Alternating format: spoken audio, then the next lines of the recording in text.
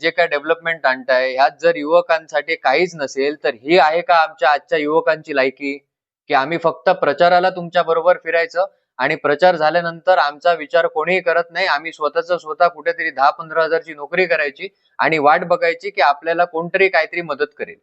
15हून अधिक वर्ष झाली तुम्हाला सत्ता दिली, तुमच्यावर विश्वास ठेवून आम्ही सगळ्यांनी, माझ्या इथल्या मतदारांनी सगळ्यांनी तुम्हाला मतदान केलं, तरी अजूनपर्यंत आपल्या हॉस्पिटलचं काम पूर्ण झालेलं नाहीये. आज प्रत्येक कुटुंबात जेव्हा पण कुठचं संकट येतं तेव्हा त्यांना बांबोळीत धावावं लागतं, कारण फक्त बांबोळी एकमेव असं ठिकाण आहे जिथे उपचार आणि सगळ्या सुखसोयी आहेत. जर हेच आहे तर आम्हाला सांगा, म्हणजे आम्ही मनाची तशीच तयारी करतो की जे काय असेल आम्हाला बांबोळीत गेलं पाहिजे. नमस्कार.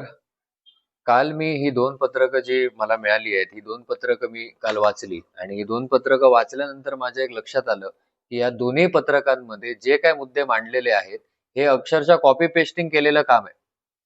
आणि दुसरं, ह्यात एकही युवकांच्या भल्यासाठी, युवकांना नोकरी मिळावी किंवा युवकांना व्यवसाय करण्यासाठी काही पाठबळ जे लागणार आहे, असा ह्याच्यात कुठचाही मुद्दा वापरलेला नाही. तर तुम्ही मला सांगा, युवक काय फक्त तुम्हाला प्रचाराच्या वेळी तुमच्या मागून फिरायला आणि तुमचे फोटो काढायला, व्हिडिओ काढायला आणि तुम्हाला गर्दी दाखवण्यासाठी फक्त युवक-युवतींचा उपयोग आहे का? आणि असेल तर तसं स्पष्ट सांगा, कारण आता प्रत्येक युवक-युवतीला ह्या प्रश्नाचं उत्तर हवंय.